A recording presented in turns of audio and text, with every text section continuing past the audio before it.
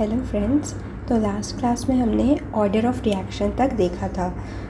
Order के बारे में हम जाने थे और एलिमेंट्री रिएक्शन के लिए अल्फ़ा और बीटा जो ऑर्डर है, alpha is the order with respect to A and beta is the order with respect to B.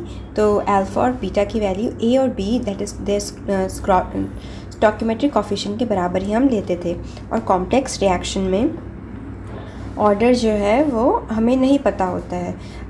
Order जो है वो अल्फ़ा की वैल्यू ए के बराबर हो भी सकती है और नहीं भी हो सकती है, और वैसे ही बीटा की भी वैल्यू बी के बराबर हो भी सकती है और नहीं भी हो सकती है। ऑर्डर जो है वो एक्सपेरिमेंटली डिटरमाइन किया जाता है। हालांकि फर्दर चैप्टर में हम कुछ मेथड्स पढ़ेंगे जिससे हम ऑर्डर को कैलकुलेट कर सकते हैं एक्सपेरिमेंटली ही, एक्सपेरिमेंटल वैल्यूज़ के through, but will see that later on in the chapter. तो आज कुछ इम्पॉर्टेंट पॉइंट्स के साथ हम स्टार्ट करेंगे। कुछ इम्पॉर्टेंट पॉइंट्स तो नोट देके हम कुछ इम्पॉर्टेंट पॉइंट्स जो है वो इसके बारे में लिखेंगे, रेट के बारे में, रेट लॉ एक्सप्रेशन के बारे में। उसके बाद न्यू टॉपिक स्टार्ट करेंगे। पहला, जो रेट लॉ का जो एक्सप्रेशन है वो रेयर केसेस में प्रोडक्ट के भी कंसंट्रेशन वहाँ पे अपीयर हो जाता है, या फिर कैटलिस्ट का भी। जैसे हमने अभी तो देखा कि rate is directly proportional to, या फिर रेट इज़ इक्वल्स टू के इंटू ए का कंसनट्रेशन एंड बी का कंसनट्रेशन, या फिर सिर्फ ए लेते थे। मतलब ये जो होता था ये रिएक्टेंस होता था, this is reactance. But in rare cases will see कि यहाँ पे हम कैटलिस्ट का कंसनट्रेशन या फिर कैटलिस्ट पे डिपेंड कर रहा है, या फिर प्रोडक्ट्स पे भी डिपेंड कर रहा है रेट। तो in rare cases that also happens, so will write in rare cases in the expression of rate law,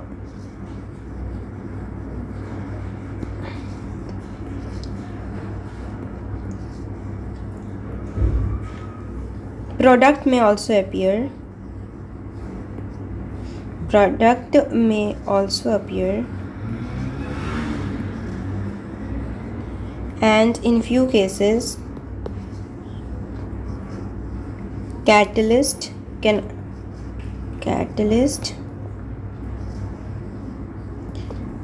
also be present,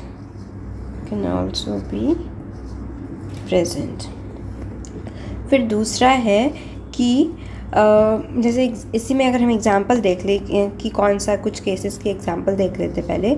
2CO3 that is ozone, ये ब्रेक हो रहा है 3O2 में, रिएक्शन बैलेंस कर दिया मैंने।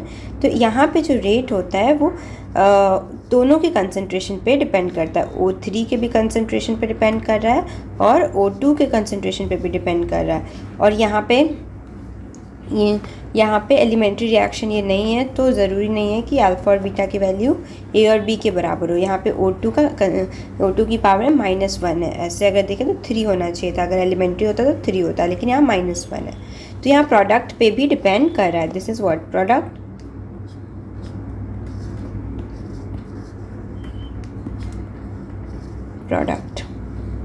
या और एक और एग्जांपल देख ली। ये तो फर्स्ट एग्जांपल था, ऐसा ही एक और एग्जांपल होता है, इसे बोलते हैं hydrolysis of Easter. CH3COO C2H5 plus H2O, this is Easter, it gives H plus का यहाँ पे एसिडिक मीडियम में ये रिएक्शन हो रहा है, CH3COOH plus C2H5OH।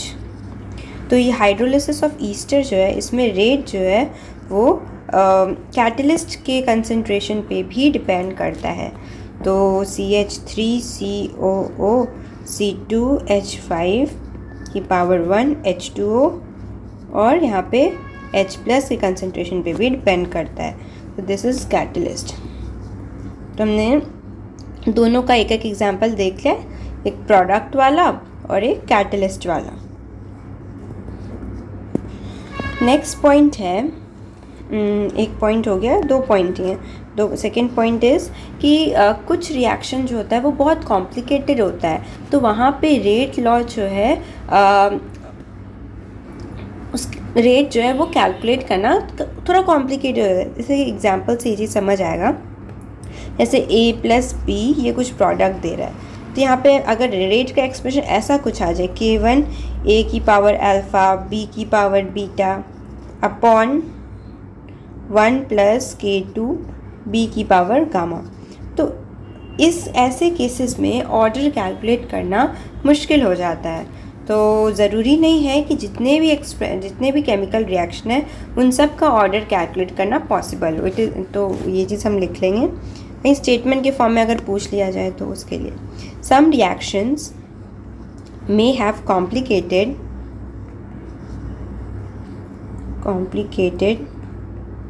rate law for which order cannot be calculated. Order cannot be calculated. तो ये थे कुछ दो पॉइंट है, ये थोड़ा ध्यान में रखना है। नेक्स्ट टॉपिक है हमारा molecularity of a reaction. Molecularity of a reaction. Molecularity of a reaction को कैसे डिफाइन करेंगे? So it's the minimum number of reacting species, atoms, ions और molecules taking part in the elementary reaction. जैसे example के लिए NH4NO2 it gives N2 plus 2H2। इसके लिए मॉलिकुलैरिटी कितना है यहाँ पे, मतलब एटम या आयन या मॉलिक्यूल है 1, तो इसकी मॉलिकुलैरिटी 1 हो जाएगा और इसे हम बोलेंगे unimolecular. Second example H2 plus I2 it gives 2HI। तो यहाँ पे एक और दो मॉलिक्यूल्स प्रेजेंट है तो इसकी मॉलिकुलैरिटी 2 है और इसे हम बोलते हैं bimolecular. And the third is 2A, जैसे एग्जांपल के लिए 2A plus B it give some product. So यहाँ पे 2 A है और एक ही B है, तो 2 + 1 3, तो मॉलिकुलैरिटी इसकी 3 हो जाएगी और इसे हम बोलते हैं ट्राईमॉलिकुलर। और इसे डिफाइन कर देते हैं हम यहाँ पे minimum number of reacting species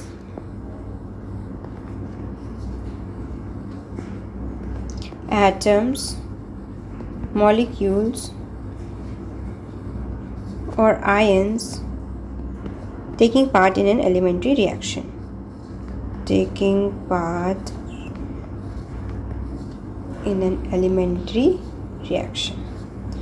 बस मॉलिकुलैरिटी इतनी ही थी। इसमें कुछ नोट दे के कुछ इम्पोर्टेंट पॉइंट्स है वो लिख लेंगे।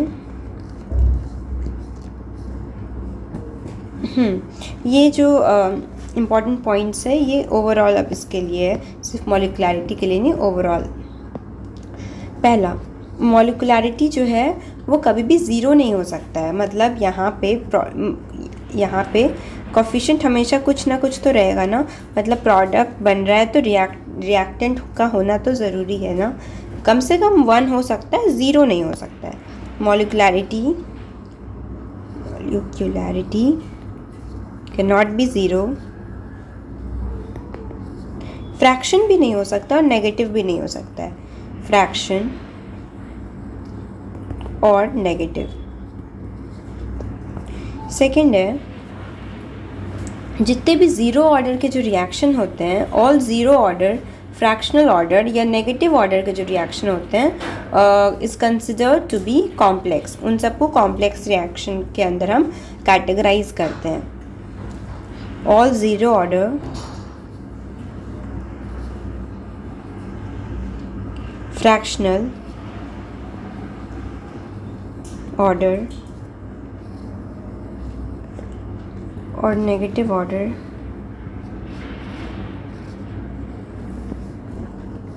reaction are considered to be complex. तीसरा है, probability that more than 3 molecules can collide and react simultaneously is very small. Hence, molecularity greater than 3 is not considered.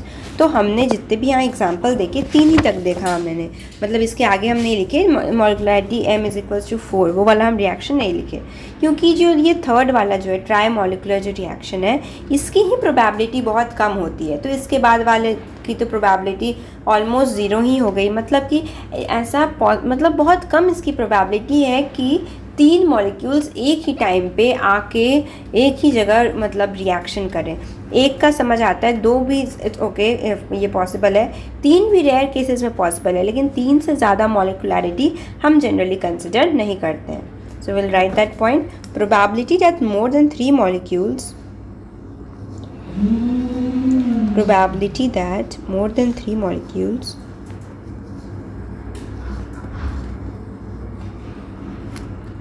can collide and react simultaneously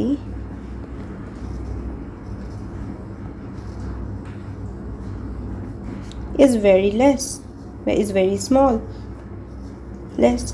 Hence, molecularity greater than 3 is not considered.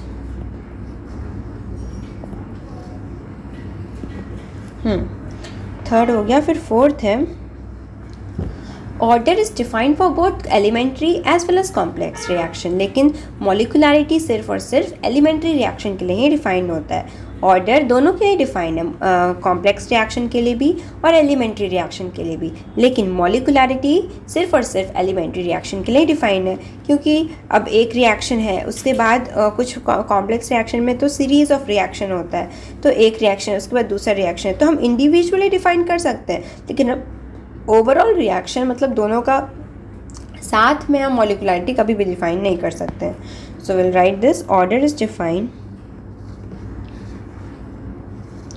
for both elementary and complex reaction, but molecularity is defined only for elementary reaction.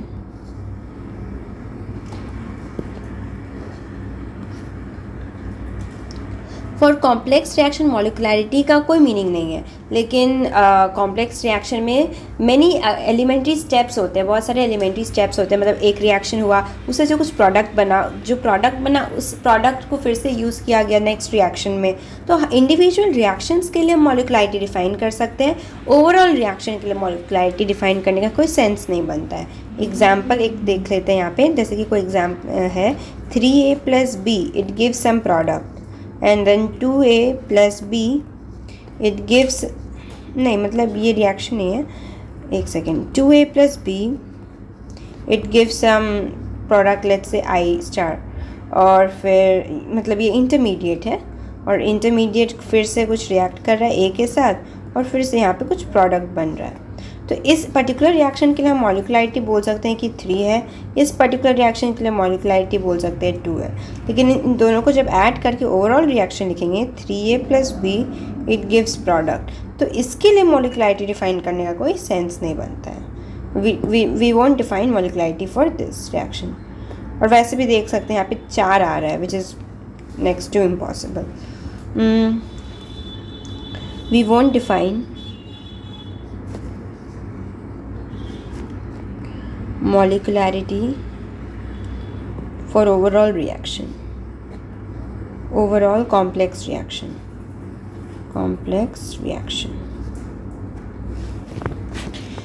तो ये हमारे कुछ important 4 points थे जो ख़त्म हो गए। इसके बाद एक चीज़ और रह जाता है, एक relationship between rate constant of a reaction and rate constant of disappearance और अपीयरेंस, मतलब कि हमने जो रेट कांस्टेंट के डिफ़ाइन करा वो तो हमने ओवरऑल रिएक्शन के लिए करा, लेकिन हम इंडिविजुअल लाइक एक पर्टिकुलर प्रोडक्ट के लिए या पर्टिकुलर रिएक्टेंट्स के लिए भी इंडिविजुअली रेट कांस्टेंट डिफ़ाइन करेंगे। सो will right relationship between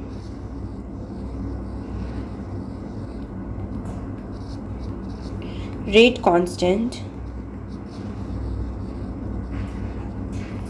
of reaction K and rate constant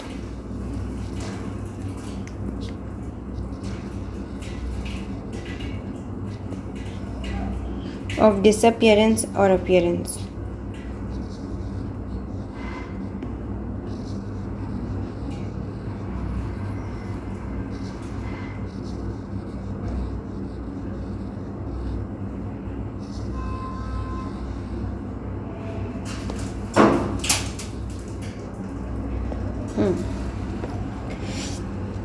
तो वही हमारा हाइपोथेटिकल जो एक्सप्रेशन जो केमिकल रिएक्शन था वो हम लिखेंगे A plus B it gives C plus D.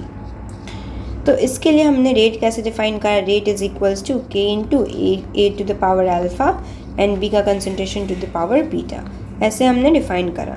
तो और रेट ऑफ डिसअपियरेंस क्या होता है, minus times of D A by D T which is equals to, यहाँ से हम ये चीज़ लिख सकते हैं कि विच इज़ इक्वल्स टू के इंटू ए की पावर अल्फ़ा एंड बी की पावर बीटा। लेकिन यहाँ जो के है ये के ए होगा अगर हम इसके लिए डिफ़ाइन करें, क्योंकि रेट ये रेट है। रेट हमने जो रेट लॉ पढ़ा उसमें ऐसा तो नहीं लिखा है कि वो सिर्फ रेट ऑफ रिएक्शन के लिए ही वैलिड है। Rate is directly proportional to concentration, हमने सिर्फ इतना पढ़ा और फिर हमने एक रेट कांस्टेंट के ले आए हम। तो वैसे ही हम इसके लिए भी रेट ऑफ डिसअपियरेंस, ये भी तो रेट है, तो इसके लिए भी लिख सकते हैं के इंटू ए की पावर अल्फ़ा बी की पावर बीटा। बस डिफरेंस इतना है कि ये के और ये के डिफरेंट है। ये जो के है वो रेट ऑफ रिएक्शन वाला के है और ये जो के है वो रेट ऑफ डिसअपियरेंस वाला के है, मतलब कि ये ए के लिए ही वैलिड है, के ए है। वैसे रेट ऑफ डिसअपियरेंस अगर के बी के रिस्पेक्ट में लिखेंगे तो के बी इंटू ए की पावर अल्फ़ा बी की पावर बीटा हो जाएगा वहाँ से। तो एक और अगर लिखें, और वैसे रेट ऑफ डिसअपियरेंस है, वैसे रेट ऑफ अपीयरेंस भी लिख सकते हैं। तो रेट ऑफ अपीयरेंस क्या हो जाएगा, D C by D T, और इससे भी लिख सकते हैं के सी ए की पावर अल्फ़ा बी की पावर बीटा। तो ऐसे हम डिफाइन कर सकते हैं।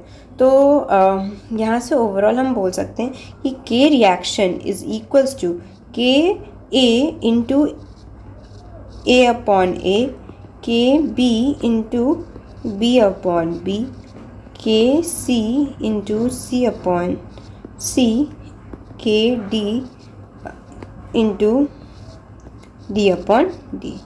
ये ओवरऑल एक्सप्रेशन हमारा बनता है जो हमें थोड़ा ध्यान रखना है।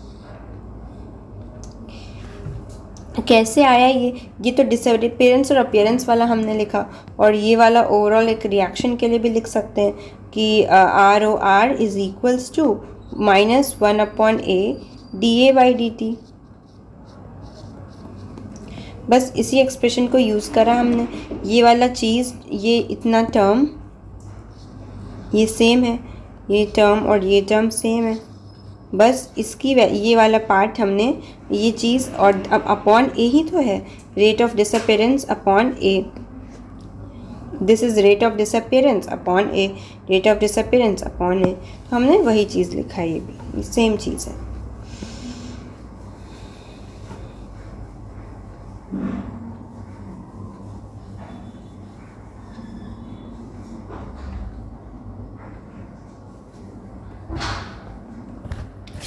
तो ये एक्सप्रेशन हमें थोड़ा ध्यान रखना है, this is important. Next is, अब हमें फर्स्ट ऑर्डर रिएक्शन के बारे में पढ़ना है। हमारे जेई सिलेबस में फर्स्ट ऑर्डर रिएक्शन बहुत डिटेल में है, तो हम फर्स्ट ऑर्डर रिएक्शन को बहुत डिटेल में पढ़ेंगे। इसके बाद हम ज़ीरो ऑर्डर रिएक्शन और सेकेंड ऑर्डर रिएक्शन भी पढ़ेंगे। हालांकि वो हमारे सिलेबस में नहीं है, but still will study that just in case. Okay, so starting with first order reaction.